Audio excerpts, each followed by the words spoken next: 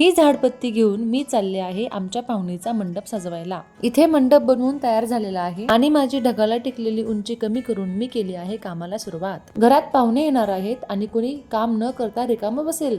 Impossible. सबको काम पे लगा के मैंने भी अपना खून पसीना बहाकर काम किया। प्रथम टप्प्यातील पाना फुलांची सजावट तर करून झालेली आहे। आता जरा रंगरंगोटीचं कार्य हाती घेऊया। आतापर्यंत तर तुम्ही ओळखलंच असेल की आमच्या घरी कोण पाहुणे येणार आहेत। हो, आमच्या घरी येणार आहेत गौराया। लाडाच्या गौराईचे आगमन करण्यासाठीच ही सगळी तयारी चालू आहे।